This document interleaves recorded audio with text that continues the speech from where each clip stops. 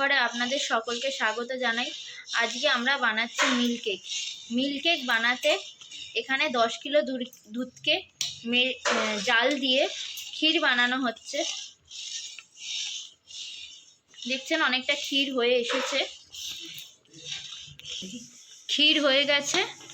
এখন আমরা লেবুর রস দিয়ে দেবো, দিয়ে সমানে নাড়ব। লেবুর রস দিয়ে দিলাম, এখন আমরা সমানে নাড়ব। 5খানা লেবুর রস দেওয়া হয়েছে। দেখুন ক্ষীরটা ছানা কাটার মতন কেটে যাবে। ক্ষীরটা শুকনো হবে ততক্ষণ আমরা থালাতে ঘি মাখিয়ে রাখবো।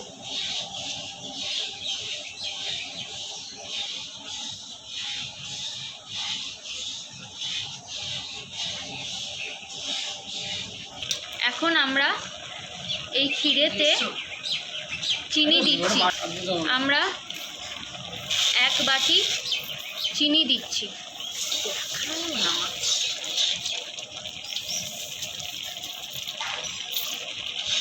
দিয়ে আমরা সমানে নাড়ব।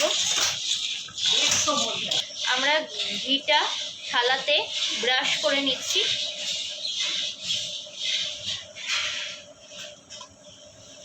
দুটো থালা ভালো করে ব্রাশ করে নিচ্ছি ঘিটা।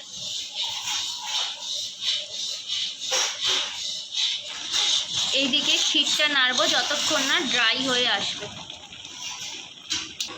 আমরা আরও 1 বাটি চিনি দিচ্ছি।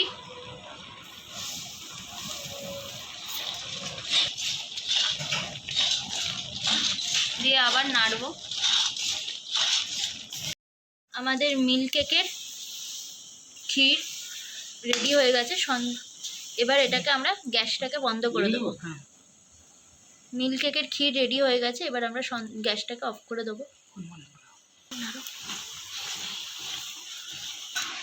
এবার আমরা ওই ঘিয়ের থালাটাতে ঢেলে দেবো। এটাতে দাও না, এটাতে দাও, ওটা দিয়ে অত চওড়া দিচ্ছিল না, এটাতে দাও।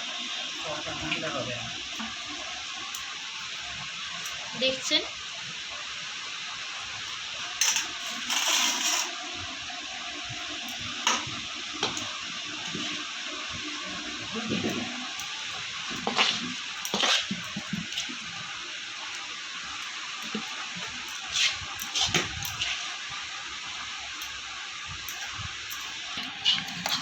এখন আমরা এটাকে একটু চেপে চেপে চওড়া করে দেবো। একটু গোল করে চেপে চেপে চওড়া করে দেবো, যাতে সন্দেশের আকারে, ঠান্ডা হলে সন্দেশের আকারে কাটা যায়।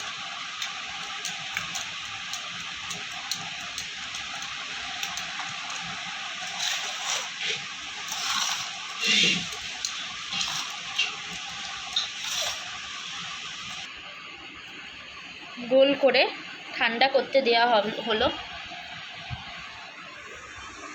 তারপর সন্দেশের আকারে চৌকো চৌকো করে কেটে নেওয়া হবে।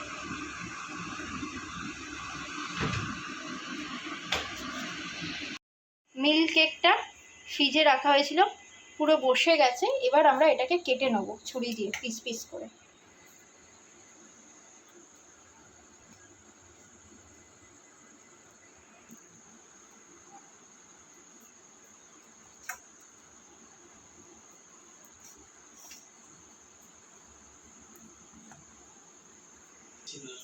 পিস পিস করে কাটা হয়েছে।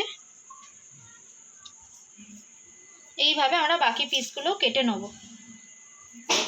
আপনারা অবশ্যই বাড়িতে ট্রাই করবেন এবং কেমন হয়েছে জানাবেন।